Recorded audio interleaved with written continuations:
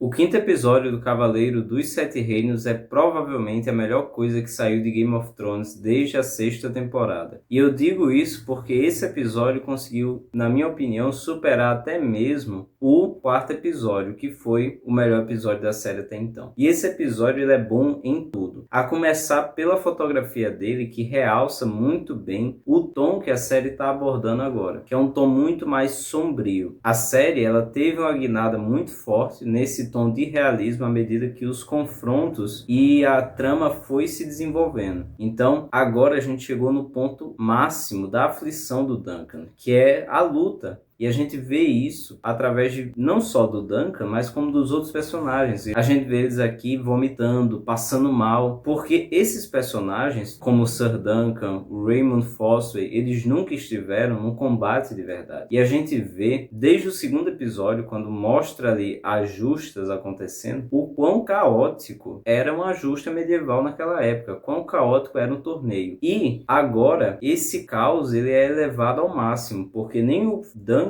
participou de uma justa e ele já vai ser colocado aqui para lutar no julgamento dos sete, em que é de alguma forma uma justa, porque eles estão emulando aqui o estilo e as regras da justa medieval, só que não é um torneio, não é uma luta de exibição. Aqui a gente está vendo uma luta real, uma luta em que o vencedor necessariamente tem que matar o que foi derrotado, enquanto nos torneios medievais poderia acontecer alguma tragédia, poderia, mas o objetivo não era matar, era apenas uma exibição. E aqui não, é um combate até a morte, é um julgamento. Então o Duncan ele já foi colocado na sua primeira justa, na sua primeira luta, em algo para valer, sabe? Algo até a morte. E a série ela aborda isso de várias formas e eu gosto muito do realismo da série. A começar porque tem um take assim fantástico, que é a gente vendo em primeira pessoa dentro do capacete do Duncan e a gente vê que a visibilidade daqueles capacetes é horrível, sabe? A visibilidade é péssima, porque são capacetes feitos necessariamente para utilidade, para proteção, e não tinha uma visibilidade muito boa, não foi pensado em ter uma visibilidade, então é tudo muito caótico, mal se dá para ver o que está acontecendo. O Duncan, ele nem consegue entender direito a luta, é claustrofóbico ao extremo, e a série coloca a gente aqui na primeira pessoa, dentro da perspectiva do Duncan, através do capacete dele, e a gente vê o quão caótico é isso. E eu vi muita gente por aí reclamando, por exemplo, que faltou mais da série explorar os outros personagens, né, pra gente ver o que aconteceu nas outras lutas. Só que para mim, isso não é uma crítica válida a partir do momento que a gente analisa aqui todo o tom que a série adotou desde o primeiro episódio, que foi de ser extremamente fiel e extremamente focado no Duncan. A história aqui ela é muito contida. É uma história para falar sobre o Cavaleiro dos Sete Reinos, que é o Duncan.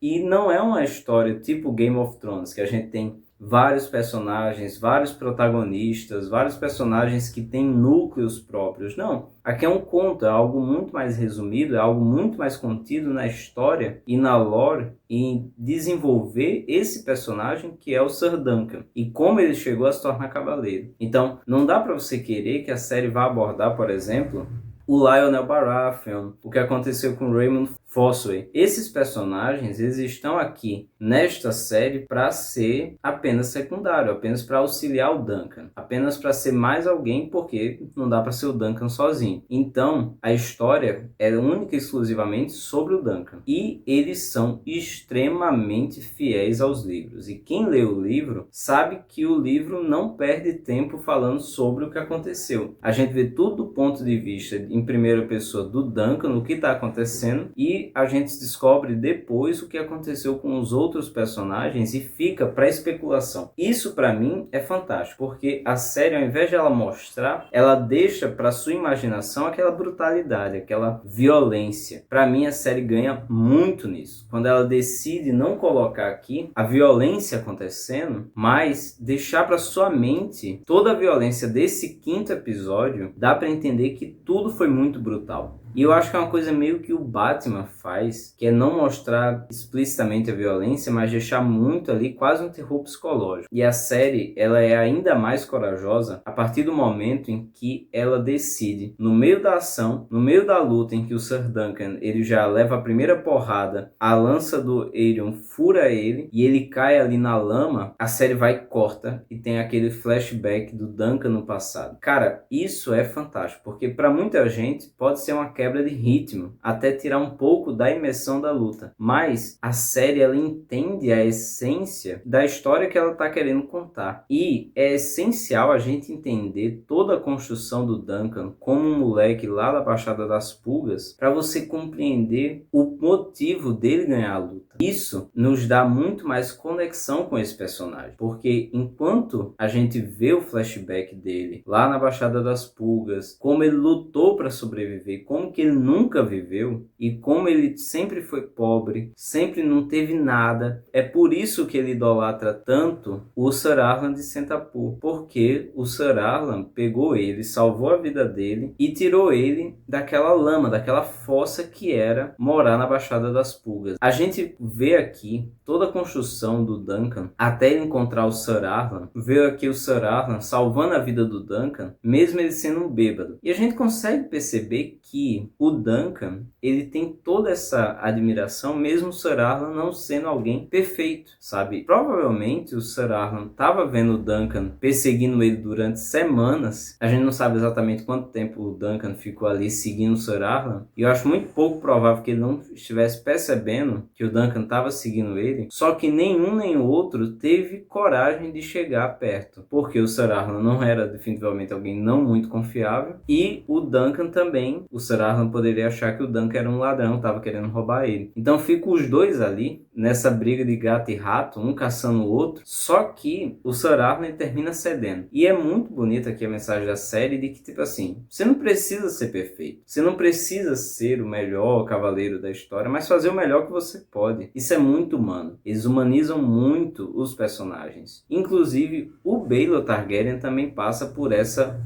humanização. Se você for parar para pensar, nada que o Baelor Targaryen ali fez foi único e exclusivamente pensando na honra ou na defesa da honra dos Duncan. Mas tem toda uma trama política do porquê o Baelor decide ajudar o Duncan. Primeiro porque, de um lado, a gente tinha 6 Targaryens, né? 3 Targaryens de fato de sangue e 3 membros da guarda real dos Targaryens. E mais um que se juntou para ajudar os Targaryens. Então, se aparecesse um louco ali na hora, o Duncan não conseguisse achar 6 cavaleiros e lutasse por ele, ia acontecer algo muito ruim politicamente para a casa Targaryen, que seria eles entrarem no julgamento, um julgamento de 7 que não acontece há anos, que seria algo repercutido por décadas, por séculos até, e durante esse julgamento, esse embate, a gente teria de um lado, basicamente representando a casa Targaryen, 3 membros e 3 membros da guarda real, mais um que se juntou a eles, contra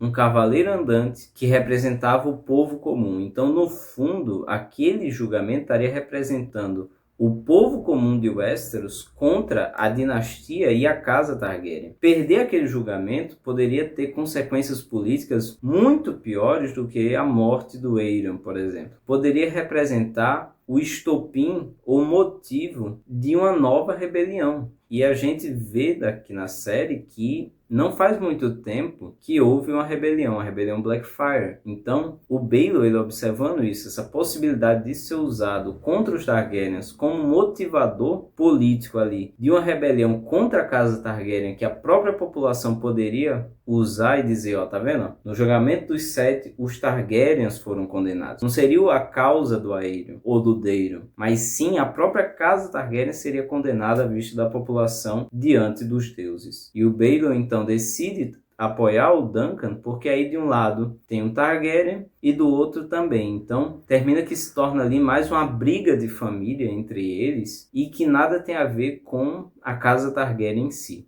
Fora isso, o Baelor provavelmente decidiu entrar na luta porque ele imaginava que nem o sobrinho dele, nem o próprio irmão iriam matar. Fora que do outro lado ele teria 3 membros da Guarda Real e o Steffon Fossway, que provavelmente não iria querer matar também a mão do rei, o príncipe herdeiro do Trono de Ferro. Então, pro Baelor, era uma situação ali muito confortável, sabe? É tudo muito calculado. Não tinha muita gente desconhecida do outro lado e o cara que estava ali lutando, o Stephen Foster, estava em busca de terras, e quem é que daria essas terras? Quem é que daria esse título a ele de Lorde, se não os Targaryens? Então, matar um príncipe do reino poderia ser jogar tudo isso fora, sabe? Ele ia lutar e perder tudo no final das contas. Então, não havia ameaça real para o Baelor lutar. E é uma coisa muito bem calculada. E além disso, né, ele passa aí como o ajudante do povo, reforça ainda mais essa imagem dele de ser alguém benevolente, alguém bom aos olhos da população, reforçando ainda mais a sua posição como herdeiro do Trono de Ferro. Então,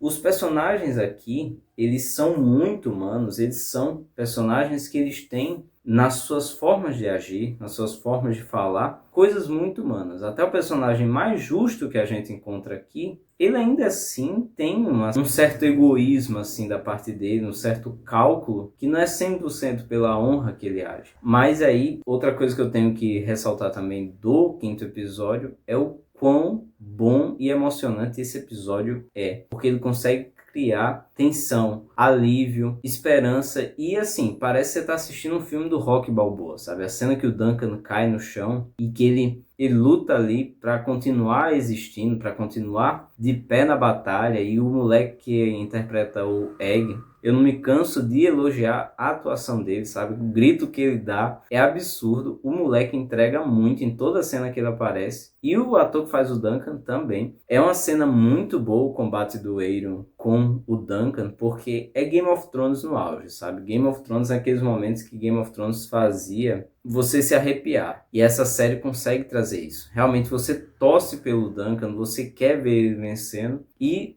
a série sabe criar essa montanha russa de emoções. Muito bem feito, o caos é absurdo, e até quando tem a cena de alívio, que o Duncan vence e tal, a gente vê o Baelor Targaryen morrendo, que era um dos meus personagens preferidos, assim, o personagem que eu mais gostei de toda a série. Eu acho ele incrível, ele é justo, ele é honrado, ele é inteligente, ele sabe fazer o jogo político ali em Westeros, e termina que ele vem a falecer de uma forma extremamente trágica. Inclusive, se você não percebeu, o golpe que o Meika dá no Baelor, que faz o Baelor morrer, é justamente depois que o Aeron retira a sua acusação. Então, a tragédia foi completa. Além do Baelor morrer, ele morreu de graça, porque a luta já tinha acabado. O Aeron já tinha desistido da luta. E a gente consegue ver isso, que a tragédia estava anunciada, desde o 4º episódio, quando ele tira o capacete, e a gente vê que ele tem a certa dificuldade de tirar o capacete. Provavelmente, se ele tivesse com a própria armadura, ele não teria morrido. Ele teria aguentado a pancada na cabeça e não teria vindo a falecer, mas ele estava com a armadura do filho, que era muito apertada, então com a marretada que o Meika deu, o aço esmagou contra o crânio dele. E Game of Thrones é isso, né? Até as vitórias, elas se parecem muito com a derrota. E mostrar como que a tragédia vai guiando as coisas, até o Egg se tornar rei. Inclusive, o Duncan, por exemplo, só se torna um cavaleiro porque a gente vê nesse episódio que, além da amiga dele morrer e o Sir Arlan aparecer para ajudar ele, a gente ainda vê que o Sir Arlan, ele enterrou o escudeiro dele. Então, a falta de escudeiro do Sir Arlan por ter perdido alguém importante e a amiga do Duncan ter morrido foi o que fez o Duncan chegar até ali. O fato dele ter brigado com Aeron, o fato de que, por exemplo, o Baelor ter morrido, faz com que o Meika se torne ainda mais propenso a deixar o Egg continuar com o Duncan, por uma questão muito simples. O Meika, ele sabe que os filhos dele são um fracasso. E ele sente que ele, como pai, falhou. Então, ele prefere deixar o Egg sendo criado aí ao relento, como um cavaleiro andante, para ver se o Egg aprende a ter humildade, a ser uma pessoa melhor do que os irmãos. Então, tudo leva à construção de mundo, de como a tragédia vai moldando o universo Game of Thrones, e de um certo ponto de vista até para o bem. Se não fosse a tragédia, o Duncan não seria cavaleiro. Se não fosse a tragédia, o Egg não seria rei. Então, a tragédia, ela guia esse universo Game of Thrones. Mas é isso. Essa foi minha análise do 5º episódio do Cavaleiro dos Sete Reinos. Se você gostou, se inscreve aqui no canal que vai ter análise também do 6º episódio e o vídeo sobre a rebelião Blackfyre. E assiste esse vídeo aqui sobre a rebelião do Lionel Baratheon.